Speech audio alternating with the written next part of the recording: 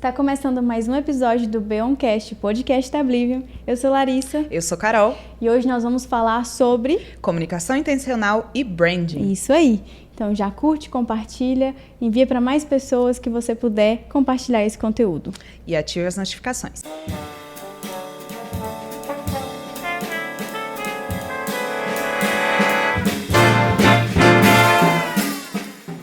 Comunicação intencional e brand.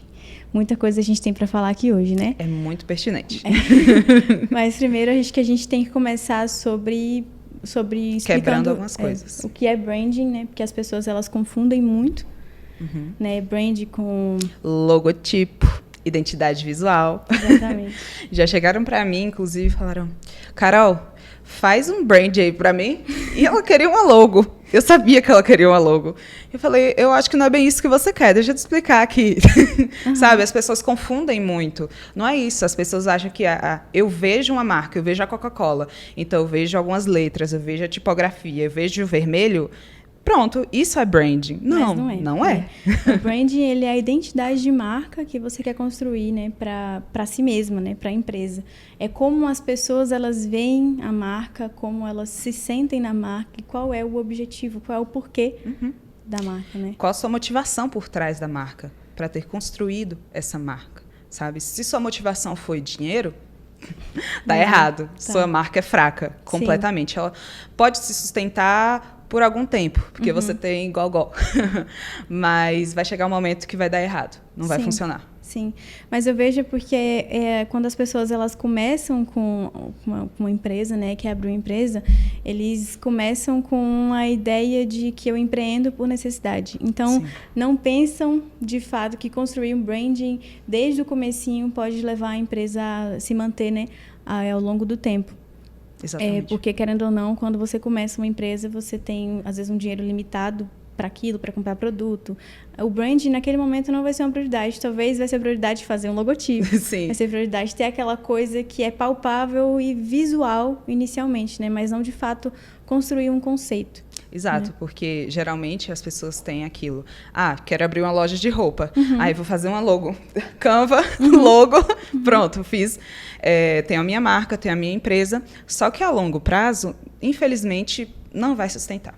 Porque não tem uma essência, não tem uma história por trás, não tem algo que as pessoas irão se conectar. Sim. Então, vai surgir um momento que aqueles lucros que você conseguiu no início vai te ajudar a contratar um profissional capacitado para construir o branding da sua marca. Até porque o branding ele não é da noite para o dia. Porque as pessoas falam, eu quero muito que a minha marca seja forte como a da Coca-Cola, seja forte como a da Nestlé, seja forte como a da Ambev, enfim, de outras grandes marcas, mas esquecem que essas marcas estão no mercado há muito tempo e batem muito na tecla do branding, do motivo, do porquê. Né? Então, o que faz uma empresa, o que faz as pessoas defenderem uma empresa, o que faz as pessoas tatuarem aquela empresa no braço, sabe? Defender. Então, isso é o branding, né? Independente do produto que ela está oferecendo, o produto ele não é a parte principal. Exato. Eu costumo dizer que branding, ele cura uma dor, sabe, de alguém. É uma promessa. Um exemplo disso muito forte é a Amazon. Eu, particularmente, sou muito fã da Amazon. Há uns 2 anos atrás, a Amazon estava passando por uma crise financeira gigantesca. E se as pessoas não se conectassem com a marca, se ela não fosse uma promessa muito forte, teria fechado as portas. Mas por que não fechou? Porque as pessoas eram conectadas. Foi para a essência, né? Foi para a essência. Porque quando uma marca ela é muito bem estabelecida, ela consegue gerar uma conexão muito forte com o público, né? Que é a conexão emocional. E isso gera nas pessoas uma lealdade muito grande. Então, por exemplo, eu acho que o exemplo mais forte que a gente tem é a Apple, né? Sim. Quem é fã da Apple vai defender a vida inteira. Não, Apple, não troca o iPhone por nada, não gosta de Samsung. Então, querendo ou não, isso gera uma identidade de marca. E, além disso, gera assim, eu vou ter a Apple também por um sentimento de status, né? E aí gera também esse tipo de conexão. Sim, vocês quer pertencer a algum grupo. Sim. E esse pertencimento de grupo, ele tem muito a ver com a comunicação da empresa. Exato. Como a empresa vai transparecer tudo aquilo que ela quer passar. Porque aí também envolve outra coisa, né? As pessoas confundem também comunicação com marketing, né? São coisas distintas, né? A comunicação, exatamente o que você falou, é a entrega da mensagem. Exato. Né? E marketing é venda. E se a gente for detalhar um pouco mais, marketing é uma troca. A empresa, ela vai estar oferecendo algo para o consumidor final. Seja um produto, um serviço, mas aquela pessoa, o consumidor final, vai estar oferecendo o dinheiro. Então, é uma troca. Marketing é uma troca.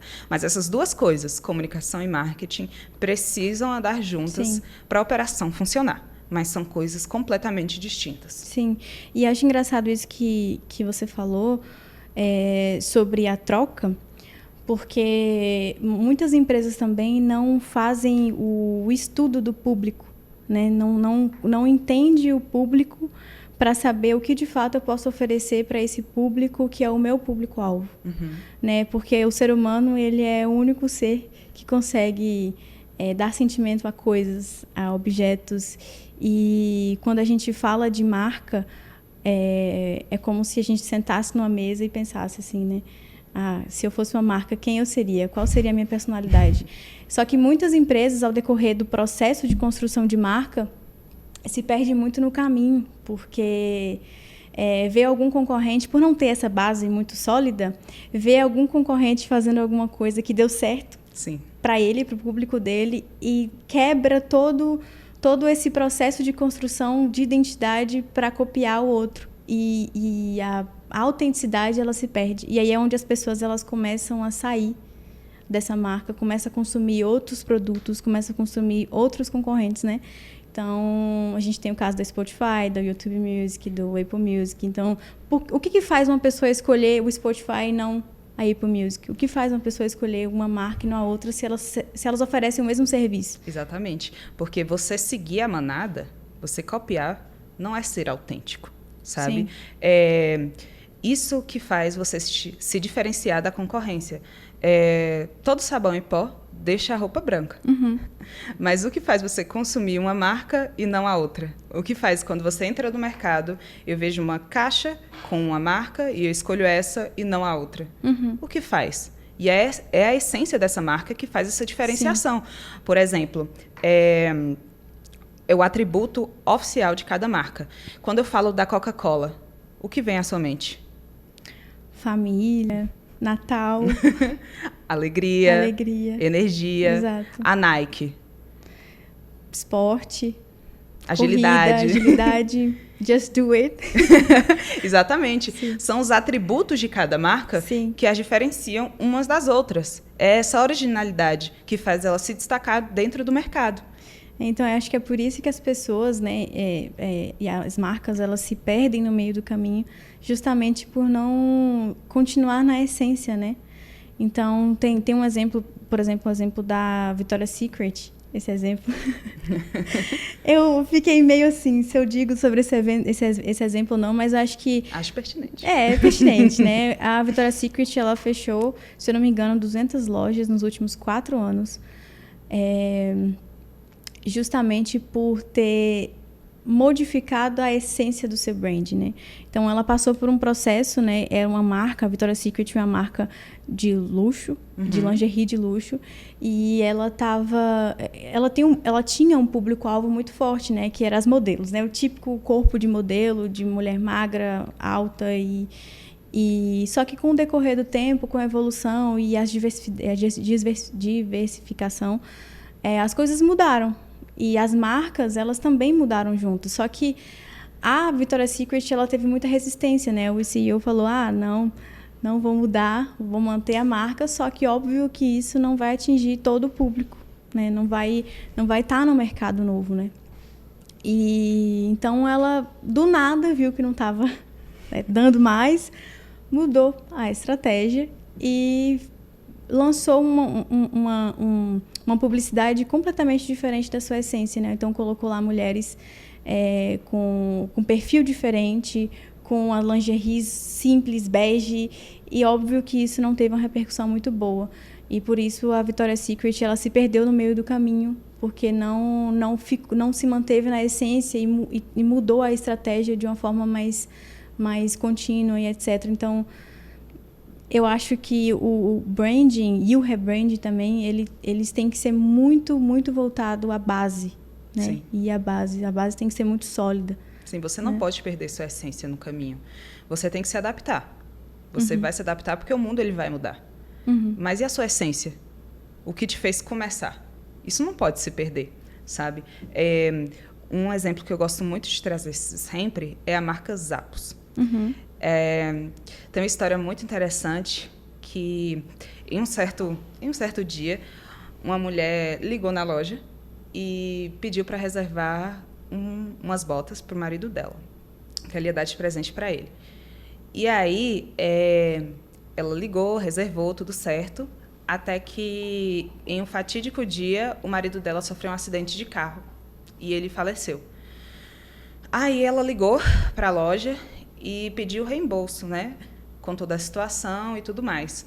Ela conseguiu o reembolso e, como ela havia passado o endereço, né, da loja, da casa dela, eles mandaram um buquê de flores. E eu acredito que, nesse momento, a gente consegue identificar que a marca, ela se faz pela reputação, por tudo aquilo que ela conquistou no início, tudo aquilo que ela pregou no início. Ela se mantém, sabe? Quais foram os valores dela no início de tudo? O que fez ela começar? Por que as pessoas se conectam com ela até hoje? Então, eu acho que isso é importante, sabe? A marca, ela criar sentimento com seus clientes. Então, porque transcende o produto. Transcende o produto. Porque marca não é produto, marca não é um espaço físico, marca não é os funcionários que trabalham lá dentro. É o valor agregado dentro da empresa. É o valor agregado naquilo que você oferece. A força da marca, né? Exatamente, é a essência. Então, isso. Sim, então, nesse sentido, quando a gente estuda a sociedade, a evolução da sociedade, e mantém essa base muito sólida, não tem um problema mudar, né? Porque a sociedade, ela muda, como você mesmo disse. Mas tem um autor chamado... Ele é o pai do rebranding, né? Rebranding não, ele é o pai do branding, né? O nome dele é David Alker.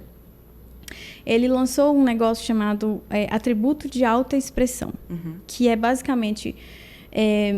quando eu compro alguma coisa de uma marca, significa que eu me identifico com essa marca. Eu quero que, de alguma forma, o que eu uso transcenda a minha personalidade. Sim.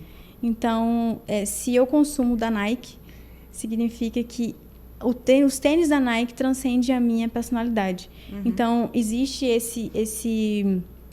esse atributo de autoexpressão, é quando uma marca ela comunica algo sobre mim. Então, por isso que existe essa conexão, essa ligação entre a pessoa e o sentimento que ela tem por uma marca, que não é algo que se sente, né? É algo mais palpável. Sim, né? Exato. Eu vejo muito isso, foi bem importante você falar, porque tem um livro que eu li, Branding Gap, que ele fala exatamente sobre isso. Cada pessoa tem uma percepção e um sentimento sobre uma marca. Você tem uma percepção e um sentimento, eu tenho uma percepção e um sentimento, e tá tudo bem, não tem problema nenhum, cada um entendeu a marca de uma forma, mas a partir do momento que uma sociedade como um todo, ela tem praticamente a mesma percepção sobre essa marca, significa que ela deu certo. Que o que ela quis passar funcionou. Que a comunicação dela... Sim. É assertiva. Que Sim. Tá tudo bem, sabe? Sim. Então, eu acho muito interessante a gente avaliar o processo, sabe, da marca. De construção até a aplicação em si. E como as pessoas percebem isso. Então, tudo isso tem que ser avaliado. É por isso que quando eu falo sobre identidade visual, não é branding. Não é. Mas precisa andar junto. Precisa. Porque quando você vê uma maçã, você vai lembrar da Apple. Quando você vê vermelho e branco associado à marca, você vai saber que é a Coca-Cola. Uma coisa não é a outra, mas elas vão caminhar ali, juntinhas. Sim, sim. E acho muito interessante nesse sentido, porque quando você começa a desenvolver uma marca, né, quando você começa a construir uma marca, a gente tem que pensar como se a marca fosse uma pessoa, né? Sim. Como você gostaria de ser visto? Sim. Como você gostaria que as pessoas explicassem quem é você? Então, por exemplo, se a gente colocar numa mesa a Balenciaga e a Chanel. Como você veria? Como você descreveria isso? Se eu colocasse numa mesa de jantar a Chanel e a Balenciaga, eu definiria assim. A Chanel, ela é delicada, totalmente educada. Princesinha. Ela se veste super bem, de forma fina e refinada. E clássica. E a Balenciaga, ela chega, ela cumprimenta todo mundo, só que ela tem muita presença. Uhum. Ela tem muita presença e muita personalidade. Ela vai chegar com a roupa over, com um sapato enorme, entendeu? Mas ela não vai deixar de ser educada. Sim. Porque são marcas de grande valor. Sim. Ambas são marcas de grande valor. E é isso. A gente consegue enxergar uma marca muito bem posicionada, que transmite muito bem a sua essência. Autoridade, essência. Exatamente. Sim. Então, assim, quando eu vou construir uma marca, quando eu vou fazer um briefing com alguém, pergunto, me conte mais sobre sua marca. Eu pergunto, qual o sentimento que você quer passar na sua marca? Se você fosse escrever a sua marca em um sentimento, em uma emoção, qual seria? Felicidade? Melancolia? Tristeza? Euforia? Qual seria o sentimento? Então, eu tento pegar essas coisas, essas referências, para poder realmente descrever, de forma visual, no meu caso, a marca. Porque eu acho muito importante e muito interessante isso. Você conseguir enxergar uma marca. Você falando isso, eu lembrei de quando a gente estava construindo a Oblivion, né? Que não era Oblivion. Foi um processo demorado de estudo. A gente passou por vários briefings, a gente passou por muito estudo, né? A pessoa responsável que estava, na época, ajudando a gente nesse processo, ela foi muito cirúrgica, porque ela fazia perguntas muito intensas e específicas sobre a nossa essência. E muitas vezes a gente pode perguntar, mas por que é importante saber se eu sou feliz, como é a minha personalidade? Porque a marca, o nome de uma empresa, vou dizer o nome de uma empresa, ela não quer dizer nada sozinha, né? É toda a personalidade, a identidade de marca das pessoas que faz a marca ser quem é. Então, a Oblivion foi um processo demorado. 3 meses. Acho que foi uns 3 meses, né? Um processo demorado de construção. E, na época, eu falava muito, eu quero um nome que, quando a pessoa fala assim, Oblivion, eu falo, uau, o que isso quer dizer, né? Eu quero cores que as pessoas olham e falam, nossa, é uma marca criativa, que enche os olhos, a curiosidade, é uma empresa jovem. E hoje, vendo como a Oblivion está se comportando, né? Porque é uma empresa nova, como a Oblivion está se comportando com essas percepções, eu vejo que a gente atingiu muito o nosso objetivo, né? De lá, quando a gente teve a ideia de ser uma empresa jovem, com personalidade. Então, cada vez que eu vejo o nosso Instagram, quando eu vejo o nosso desenvolvimento aqui, eu vejo que a gente atingiu o objetivo. E não é o nome, Oblivion. É toda a construção. É tudo o que a gente passa para as pessoas. É tudo que, quando alguém entra aqui, fica completamente apaixonado. É o branding. Isso é o branding. As pessoas querem estar perto da gente. As pessoas querem saber o que a gente faz, quer saber mais, porque a gente transmite uma autoridade, apesar de jovens, transmite uma autoridade muito grande. E isso era uma das minhas observações, na verdade, todos nós, observações de o que a gente quer transparecer para as pessoas do que é a Oblivion. Sim. Né? E a gente atingiu esse objetivo muito, muito bem. Eu tenho certeza absoluta disso, porque eu lembro muito bem de todo esse processo e algumas das indagações eram: como é o dia a dia de vocês? Sim. Porque, assim, é fundamental passar isso na marca para as pessoas se sentirem pertencentes no nosso dia a dia, para as pessoas sentirem que fazem parte da Oblivion. Sim, e isso quando a gente fala mesmo de comunicação intencional, isso que você falou faz muito sentido, porque A nossa intenção era transparecer isso. As pessoas sentem isso e elas perguntam isso pra gente. Então, toda a estratégia que a gente construiu de marca, toda a nossa identidade de marca, ela está sendo transparecida nas perguntas e na curiosidade que as pessoas têm sobre nós.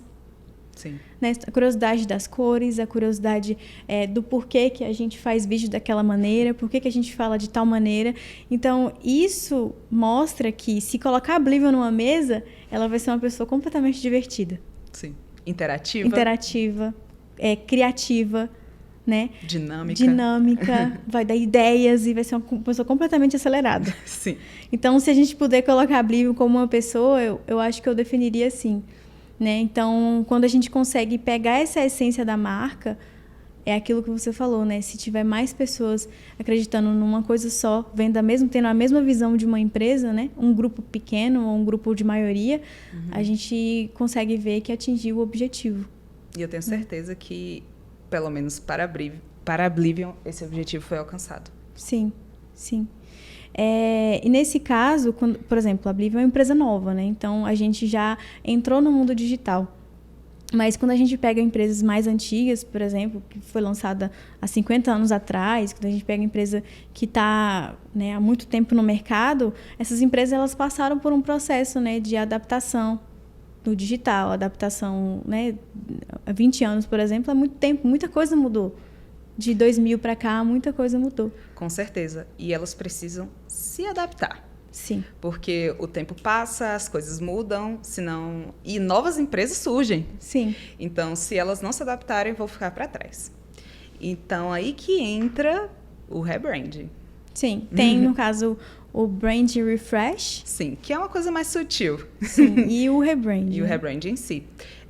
Eu acho muito importante destacar que, para haver um rebranding, é necessário uma motivação. Algo interior. Assim como o branding. Qual foi a razão? Qual é a razão para haver esse rebranding? Sabe? Muitas vezes, eu acredito que o ponto principal, que muitas vezes as empresas, elas começaram de uma forma, mas elas já estão em um momento em que elas não se conectam mais com o seu briefing inicial. Assim, eu poderia, inicialmente, vender infoprodutos para o público C. Mas agora eu quero vender infoprodutos para o público A. Então, eu realmente preciso de um rebranding. Eu preciso adaptar a minha comunicação e a forma que eu me posiciono. Sim. Mas não mudando a minha essência. Porque aí, o meu público, a minha base, a minha comunidade não vai mais se identificar comigo. Que é o que aconteceu com a Victoria's Secret. E com o Twitter. Ai, que assunto polêmico. O Twitter ou o X? Ai, não, Twitter, por favor, passarinho azul. Não, gente, não me conformo. Esse é um tema que gerou muitas discussões, né? Falando de marca, de rebranding, porque existe aquele rebranding que o público se mantém, como você falou, que o público se mantém e continua na base, apesar de ter modificado uma coisa ou outra, ou ter modificado as cores principais. Existe aquele rebranding que não me identifico mais com isso. Sim, por exemplo, a Nescau, né? Ele era uma marca que está na veia das pessoas assim, há anos, né? E o Nescau, na minha simples opinião de designer, ele deixou de ser radical. Mas, assim, eu entendo 2 pontos, que são o seguinte. O Nescau, ele tentou fazer 2 coisas. O ponto errado foi que ele tentou aderir ao minimalismo. Não só na sua logo, como na própria lata. Ele perdeu as curvas. A lata ficou lisa, ficou contínua. Perdeu a originalidade, a essência principal da marca. Que era ser radical. Que era ter movimento, Sim. dar essa sensação de movimento. Então, tentou entrar nessa onda minimalista. Uma coisa que eu sempre falo também, não seja um personagem por hype. Não tente entrar numa caixinha por hype. Uma hora vai deixar de funcionar, não siga a manada. Então, enfim, continuando com o Nescau. Mas eu entendo também que ele tentou trazer a sua identidade antiga. Porque se você olhar as logos do Nescau há anos atrás, tem mais ou menos essa estética. Então, eu não sei se foi algo super intencional, mas trouxe essa energia mais vintage para a marca também. Porque se você olhar a identidade mais antiga, ela era desse jeito. Mais vertical, com menos detalhes. Então, ficou nesses extremos. Mas a grande maioria do público da Nescau é atual. Então, teve esse impacto negativo. Isso tem que ser pensado antes de você mudar bruscamente a sua marca. Como isso vai afetar o público? Como vai afetar as pessoas? Como vai afetar a minha base? Sim. Vai ser positivo? Vale a pena? Como foi agora, há poucos dias, que saiu o rebrand do Itaú, né? Exato. Rebrand não, na verdade ali foi um brand refresh. Foi um brand refresh, porque eles mudaram, deixaram a logo mais solar. Ficou totalmente laranja e na identidade visual tem outras cores também. Eles tentaram trazer a energia mais brasileira, mais nacional. Então, fizeram algumas mudanças na curvatura, tiraram o I maiúsculo, a letra ficou totalmente, as letras todas minúsculas, então isso dá um ar mais digital, mais jovem, mais fluido.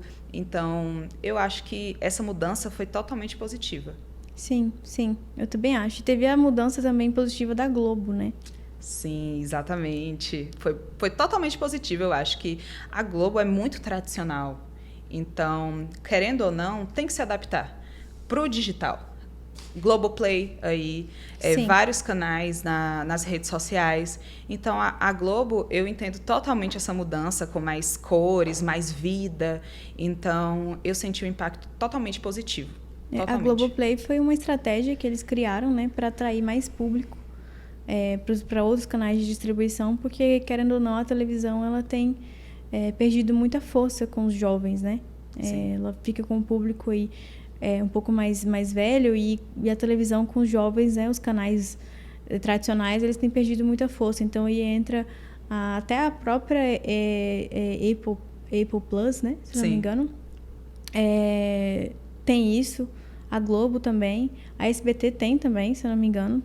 Eu acho que tem canal da SBT, se eu não me engano. E isso é uma forma também de sobreviver no mercado que está em adaptação, né? Porque as empresas elas têm que se adaptar de alguma forma, né? Se a gente pegar o cenário geral, o digital ele tem hoje o Instagram ele é um canal. Ele é um canal, ele é uma TV que você assiste ali o dia a dia de uma pessoa famosa, você assiste o dia a dia de algum influenciador. E, querendo ou não, a gente tem que se adaptar a tudo isso, né? Não só as novas empresas que já estão no mercado digital, mas está sempre se atualizando, mas também as empresas antigas, né? Então, quando chega para a gente, mesmo chegou uma empresa para a gente recentemente, antiga, a gente fez todo esse trabalho. Foi muito legal o desenvolvimento desse trabalho, porque a gente fez muitas perguntas pro CEO da empresa, a gente conversou com todos os funcionários, a gente conversou e estudou a empresa muito a fundo para entender o que temos que mudar, né? É algo mais soft, algo mais suave, ou a gente tem que ser um pouco mais intenso para entrar no digital, porque essa empresa não estava no digital. E acho que a gente conseguiu captar muito bem a essência, porque é uma empresa muito bem estruturada, né? Falando de essência. E o rebranding que você fez deles ficou incrível, né? A gente modificou um pouco as cores, a gente modificou alguns detalhezinhos, até porque até para estar no Instagram tem que ter um formato mais responsivo, tem que diminuir, tem que, enfim, ter a logotipia, né? Que você fala? Criamos um acrônimo. Um acrônimo, exatamente. E isso é muito legal. Então, por exemplo, quando a gente pega Blivium, o nome Blivium, vou falar muito da Blivium, porque é uma marca que eu me identifico muito. Eu também me identifico muito. Então, quando a gente pega a Blivium, ele é um nome tão adaptativo que a gente conseguiu criar o Blivium Academy, a gente conseguiu criar o Blivium Languages, a gente conseguiu criar o Beyondcast, né, que é o nosso acrônimo do Blivium. E a gente consegue brincar muito com isso. Se quiser criar Blivium Shop, quiser criar Blivium, outro projeto que a gente está desenvolvendo, que não pode ser dito ainda. Qual é o outro projeto, hein, gente? Não pode ser dito ainda, né? Então, às vezes também pensar no nome como algo prático também é legal para poder desenvolver outras coisas, né? para adaptar no mercado. Believe on design. Believe in design. Vai saber. Então, assim, para a gente fechar essa conversa, que está sendo muito, muito boa, na verdade, a gente quis nichar muito hoje, porque falar de comunicação e de branding é um assunto muito amplo, né? Então, eu queria fazer uma pergunta, né? Por último, qual que é a sua marca top of mind? Difícil falar de número 1, porque eu gosto de diversas marcas. Eu sou obcecada por marcas e estudo diversas. Mas, assim, eu gosto muito da Nubank. Por que eu gosto da Nubank? Porque eu me sinto pertencente. É como se eu fosse amiga da Nubank. Eu seguisse uma amiga no Instagram e eu acompanho tudo que ela posta, sabe? Então, eu sinto que o posicionamento digital, principalmente da Nubank, é fantástico, é fascinante. E eu gosto de acompanhar isso. Eu gosto de acompanhar como ela vem se desenvolvendo desde que ela começou, que era um banco totalmente digital. Então, as pessoas tinham certa resistência no começo, sabe? E algo que ela sempre falou desde o início é que ela queria conquistar o mercado. E ela vem conquistando o mercado. Sim. E eu gosto de acompanhar marcas, eu gosto de acompanhar processos. E ela vem fazendo isso muito bem, divinamente. E é isso. Eu acho que essa, no momento, vem sendo a marca que eu mais admiro. A Nubank é uma empresa fantástica mesmo, né? A minha é a Spotify, né? A Spotify eu tenho uma admiração muito grande, primeiro porque eu sou apaixonada por música, né? Então, quando a gente pega aí esse streaming, é o maior streaming que a gente tem hoje. E eles fazem um trabalho de marketing fantástico, né? Eles estão no mercado desde 2006, que nem se falava de ouvir música da forma que o Spotify liberou, né? Que eles têm aquele dilema de música para todos, que é basicamente você dar acesso à música para todos, para todas as pessoas. Acessibilidade à música, porque existe essa conexão de que música muda muitas pessoas, de que a música ela ativa muitas coisas na memória das pessoas e essa memória afetiva faz com que o marketing da Spotify trabalhe muito bem. Então, dentro do aplicativo, tem várias personalizações e etc. Que, inclusive, o último vídeo, né, que a gente falou sobre o Spotify Wrapped é um dos grandes exemplos de personalização que o Spotify faz e estratégias. E acho que está tanto tempo no mercado, assim, no mercado digital e se desenvolver como a Spotify desenvolveu, eu tenho essa admiração pela Spotify. Inclusive, você já me fez uma indicação referente ao Spotify. Sim. Que é a série da Spotify, né? Que é o Som na Faixa, se eu não me engano, que tem na Netflix. É uma série muito boa. E eu acho que foi a primeira coisa que eu te falei quando eu te conheci, né? Porque tem uma visão de marketing muito diferente, né? O Spotify, dentro dessa série, tem várias opiniões, né? Tanto do CEO, quanto do grupo de marketing, grupo de programação e etc. E quando o grupo de marketing, toda a equipe trabalham juntos, eles conseguem atingir e fazer com que a empresa esteja e seja do jeito que é, né? Por isso que eu admiro muito a Spotify nesse sentido de adaptação que é hoje, né? Eles são muito bons nisso. Eles conseguem ter essa personalização da mensagem. Então, você vai estar lá, essa faixa é para você, né? Essa playlist é recomendada para você, né? Então, por isso que eu admiro o Spotify. E, por fim, vamos caminhar para o final. Infelizmente. Sim. Ative as notificações para quando a gente lançar mais um episódio do Beoncast, você seja notificado.